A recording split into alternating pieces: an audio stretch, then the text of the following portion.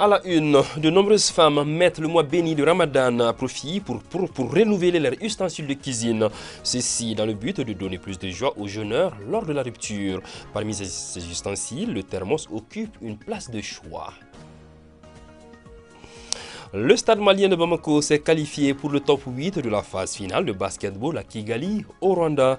Les Blancs ont donné le meilleur d'eux-mêmes pour se hisser dans la cour des grands, à suivre en toute fin d'édition. Merci de votre présence pour ce JT décalé en raison du mois béni de Ramadan. Bonsoir et bienvenue à tous. La Oumma islamique du Mali observe depuis ce jeudi le jeûne du mois béni de Ramadan, occasion pour de nombreuses femmes de renouveler leurs ustensiles de cuisine pour donner plus de joie aux jeûneurs lors de la rupture.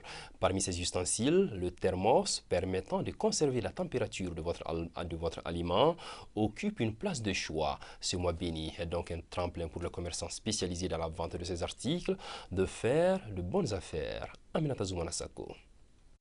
Si la rupture du jeûne est un festin grâce à des menus consistants, ce moment de communion doit en partie son charme à des contenants prestigieux à l'image de ces ustensiles. Nous sommes dans une boutique de la place où il en existe en abondance. On a des prix moyens, les qualités sont bonnes aussi. À cause du mois de carême, les femmes aussi viennent.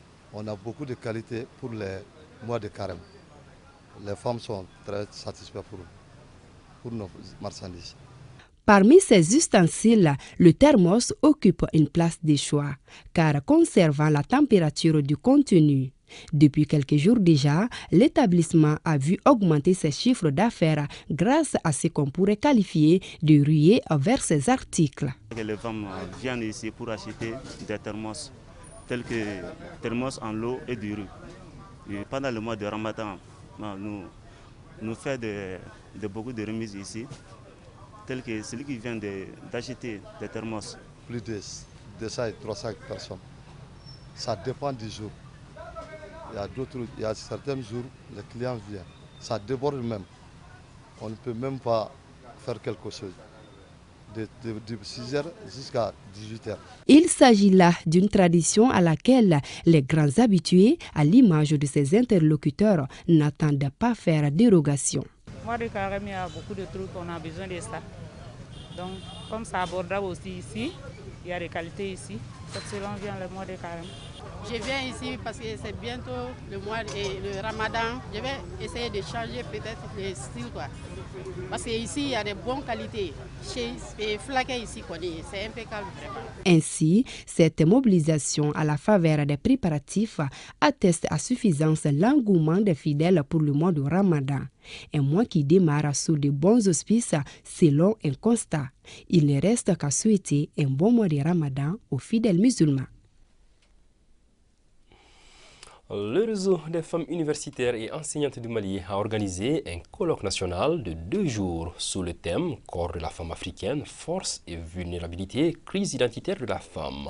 Plusieurs spécialistes du domaine ont entretenu les participants sur la thématique. La rencontre se situe dans le cadre de la célébration du 8 mars, Journée internationale de la femme, Dala Traoré.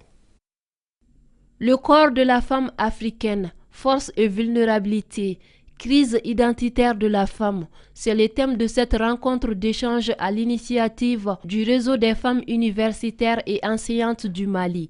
Un thème qui met en relief les pratiques plus ou moins extravagantes auxquelles se livrent certaines femmes au nom d'un prétendu esthétique. On est allé des constats, pas un constat mais des constats. Et la femme africaine, d'une manière générale, malienne en particulier, nous avons remarqué que nous avons une certaine crise d'identité qui se manifeste à différents niveaux par nos façons de nous habiller, de nous coiffer et même notre peau. Et on pense qu'en général, les femmes, qu'elles ne sont pas belles tant qu'on n'est pas clair. Il y a aussi les mèches qu'il faut porter, des types de mèches qu'il faut porter pour être considérées.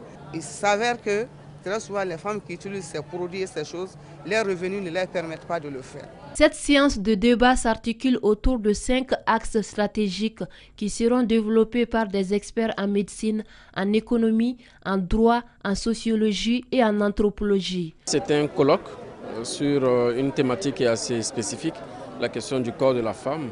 Et donc, en tant que département, nous sommes heureux de venir prendre part à ce colloque scientifique qui montre que les femmes universitaires, que les femmes enseignants-chercheurs veulent contribuer à la compréhension de toutes les dynamiques sociales dans notre pays. C'est dans ce cadre-là que nous sommes venus soutenir le REFUMA, qui est un réseau assez dynamique. C'est un réseau qui s'est donné pour mission de promouvoir simplement la science. Les réseaux des femmes universitaires enseignantes du Mali fondent beaucoup d'espoir sur ce colloque qui se tend sur 2 jours. Dans les jours à venir, les membres se proposent de mener une vaste campagne de sensibilisation au bénéfice des femmes à ne pas céder au complexe d'infériorité.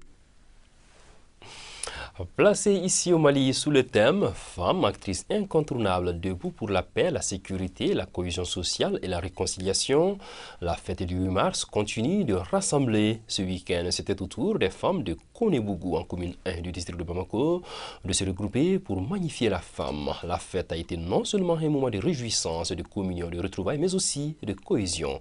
Mariam Tissoko.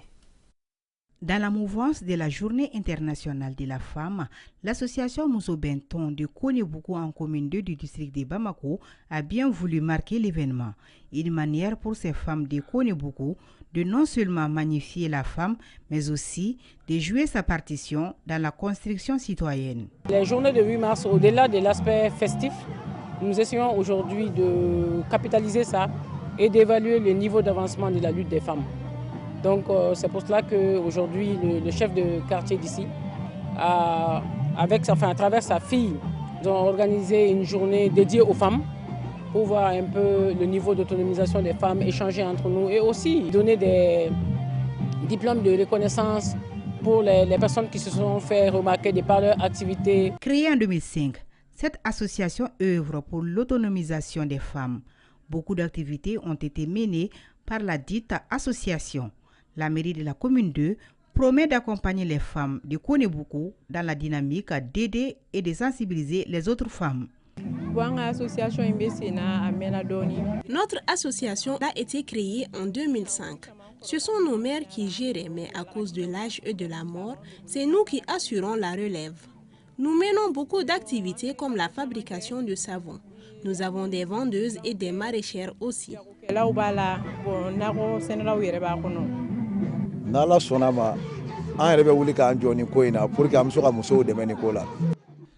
S'il plaît à Dieu, nous allons aider les femmes dans leur démarche, car elles méritent de l'aide.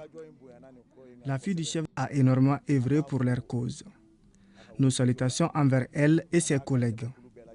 Je prie pour une sortie de crise. Cette célébration des femmes de Konebougou dans le cadre du 8 mars a regroupé toute la gente féminine de la commune 2. La fête a été non seulement un moment de réjouissance, de communion, de retrouvailles, mais aussi de cohésion. L'amicale des femmes de Bako-Djikoronie Golf a pour sa part organisé une soirée culturelle dans la mouvance de 8 mars, occasion saisie pour présenter l'association aux autres femmes du quartier. Kounani Bamani. Cette soirée culturelle a pour but de présenter la Benjamine des associations aux autres femmes de Bako-Djikoronie Golf. Objectif pour faire connaître l'association aux femmes du quartier, c'est d'avoir le maximum de femmes avec nous pour l'épanouissement de la femme, pour renforcer la cohésion sociale et l'entraide entre les membres de l'association.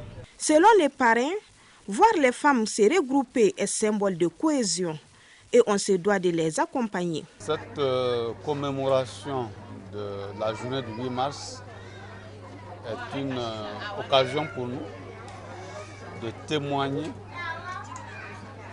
ce que nous pensons être le rôle de la femme dans notre société. L'histoire témoigne qu'il faut se battre. Donc, nous demandons encore aux femmes de serrer la ceinture. Le chemin a commencé, mais il est long. Elles ont pu avoir juste un peu, mais il reste encore beaucoup à faire. La marraine profite de l'occasion pour inviter les autres femmes à se joindre à l'association. Je suis très contente d'être marraine. La première des choses que je souhaiterais que les femmes de Golfe font, ça c'est d'être toujours ensemble. Parce que quand nous sommes ensemble, on peut faire beaucoup de choses. Moi, je souhaiterais que tout le monde s'ajoute à nous pour qu'on puisse faire beaucoup de choses. Au dire des femmes de l'association, cette soirée culturelle du 8 mars a été un succès en même temps que la présentation de l'association. Et les femmes de Bakotjikoronie Golfe se sont décompressées pendant un instant.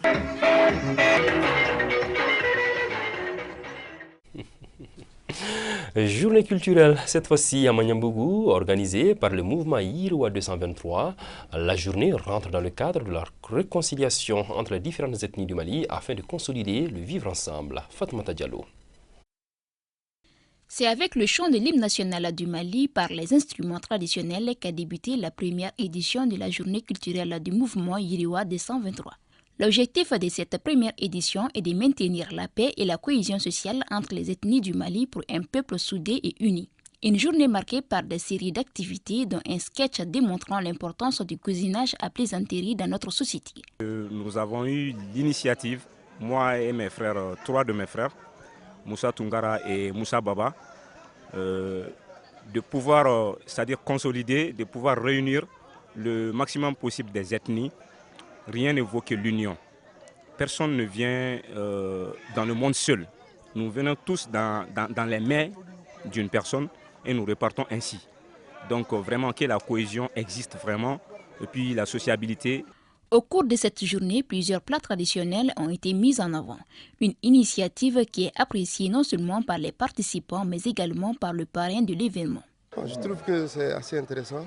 C'est spécial et surtout émanant des jeunes pour ensemble, sur des valeurs culturelles, parler de la cohésion, du Sinankouya, comme on le dit, le cousinage à plaisanterie. Je trouve que c'est assez intéressant et j'ai retenu beaucoup de choses. L'initiative des jeunes est excellente. Aujourd'hui, nous sommes à un moment où il faut mettre la lumière sur comment nous pouvons mieux vivre ensemble, sur comment nous pouvons mieux nous entendre, sur comment nous pouvons mieux cohabiter. Aujourd'hui, les initiatives qui vont dans ce sens, qui visent à renforcer la cohésion nationale, sont à encourager et à féliciter. Quand des jeunes qui ne pensent pas qu'à la fête décident de faire une journée culturelle pour valoriser d'où nous venons, pour résoudre des problèmes qui se posent aujourd'hui, moi je pense que c'est pertinent. Signalons que les fonds récoltés lors de cette journée permettront d'aider plusieurs familles démunies pendant le mois de Ramadan. Et du sport à présent, le Stade malien de Bamako s'est qualifié pour le top 8 de la phase finale de basketball à Kigali, au Rwanda. Les Blancs ont donné le meilleur d'eux-mêmes pour se hisser dans la cour des grands. La section basket se félicite de la performance du club. Siragatou Sissé. L'étoile du Stade malien de Bamako a brillé fort dans le ciel de Dakar au Sénégal en marge de la Ligue africaine de basket. Pour sa première participation dans le Gotha du basket africain, le Stade malien de Bamako a montré ses muscles en terminant premier de la conférence du Sahara avec 3 victoires et 2 défaites. Les joueurs ont accepté de souffrir pour pouvoir parvenir à être premier de cette conférence Sahara. En acceptant de travailler durement, en acceptant de suivre les consignes de leur coach, en acceptant de mouiller le maillot pour le Stade malien. C'est ça qui nous a donné ce résultat fabuleux et même historique. Le ticket du top 8 en poche, le Stade malien de Bamako va se mesurer à d'autres grosses pointures à la phase play-off à Kigali, au Rwanda, du 21 au 27 mai. Le top 8, c'est une autre étape. Nous allons consulter, rencontrer même le staff technique et voir ce qu'on peut faire pour améliorer. On est obligé d'améliorer, de redoubler nos efforts parce que ça, c'est une autre étape qui est plus élevée que Dakar.